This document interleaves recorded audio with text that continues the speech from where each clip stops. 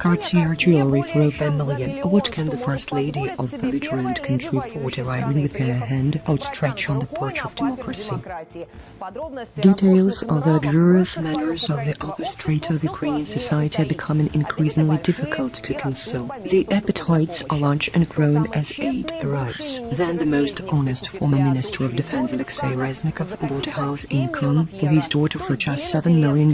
Then Yelena Zelensky, however here is less of course, buys some fancy articles for $1 million trinkets, languishing in New York between the sessions of the United Nations General Assembly where her husband begs for tanks. And it could have remained unnoticed if the First Lady hadn't thrown a tantrum, saying that the consultants didn't feel the proper zeal at the sight of the Ukrainian First Lady. Some die in the trenches, some flee from mobilization to Europe. By the way, they share life hacks on Ukrainian TV.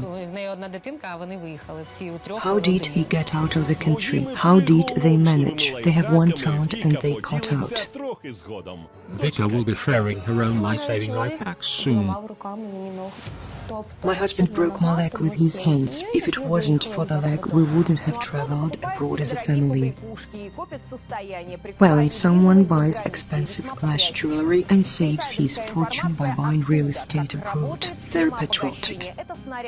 The insider information from there, how the enrichment scheme works. These are the shells. While the trenchers have a shell foreman, the officials have everything on paper.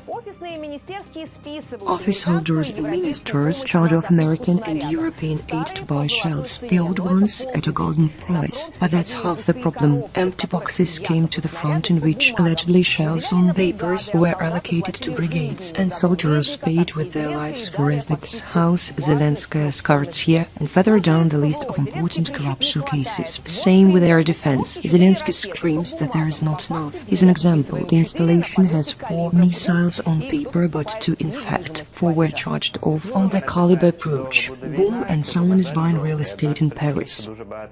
When people ask me how long is the war going to be, unfortunately for a long time, one of the reasons many people have learned to capitalize on it. The US has tightened the screws. The level of interest in Ukraine as the savior of the blossoming Western Garden is falling. That's what the polls show. Nearly half of US residents believe that the expensive weapons equipment for Ukraine, which cost Washington a total of $43 billion, were not worth the cost.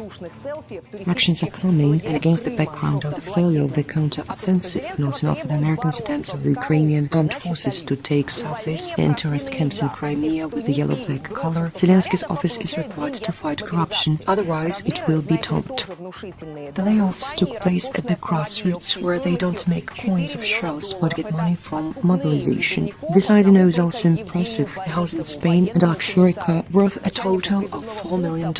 This is payoff of conscripts to Evgeny Borisov alone, the military commissar, head of the conscription office in Odessa region.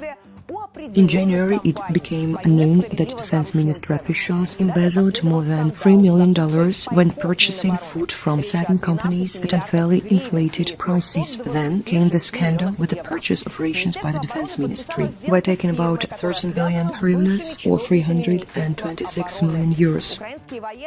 The Defense Department has signed a deal with the firm linked to former Defense Department officials. Ukrainian military units in Poltava, Sumy, Kyiv, Zhytomyr, Chernihiv and Cherkasy regions had to receive foodstuffs at prices 2 to 3 times higher than their market value. At the same time, the deputy head of the Ukrainian Infrastructure Ministry, Vasily Lazinsky, was found guilty of embezzling funds intended for the delivery of essential supplies, including generators. Prices were inflated again, and the difference was pocketed. $400,000 went into his pocket. This is just a cursory listing. In other words, war is a great business, and all echelons of power benefit. We are furious that some of our leaders chose to creep and steal when we are dying on the battlefield. We believe that Zelensky should change from camouflage to tie suits and analyze what's going on around him and his team.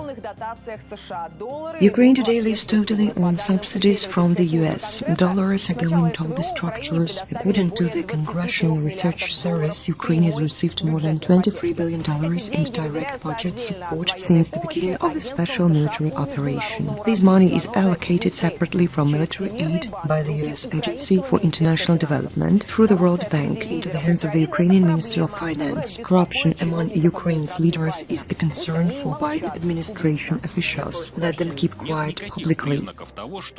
There is no indication that there has been any widespread corruption or misuse of US resources in Ukraine. They don't want to admit it because it's an election and Trump already has a weighty component of popular support in the states. There are dollars at stake. But to discuss the issue too loudly is to publicly declare in favor of openness of US aid to Ukraine. And these are Republican lawmakers who are trying to block such aid. Any weakening of the US support would also make more European countries think twice about their role. The previously disclosed doctrine on Ukraine leaves no doubt the US considers corruption a sensitive topic. However, as Politico notes, that's the public version. There is a non-public version. And from the published formulations, we can conclude that the Americans in the fight against corruption in Ukraine want to take the oligarchs out of the game, which it would seem is not bad, but to bring their people into the country under the guise of private investment. And this is for ordinary Ukrainians means getting out of the frying pan and into the fire, and the energy and mine sectors are likely to be in question. There should be star-spangled oversight of Ukrainian institutions, including the accounting chamber, where American auditors can monitor direct budgetary support from the United States, further reduce the role of the state in the banking sector. The judiciary system is also under US control, with the hiring of 2,000 new judges. As for education, there are recommendations here, a course for intense study of English. The logic is there, but everything will be directly managed by the American master, the slave must understand clearly in order to strictly obey. In other words, Zelensky is forced to conduct public cleanups at the lower echelons of power so that the higher ones, including him, would remain at the helm and could continue to successfully fill their pockets. Otherwise, Americans would just throw little Napoleon out like a lousy kitten. Ekaterina Tikhomirova, Mikhail Tikhonov in the main air.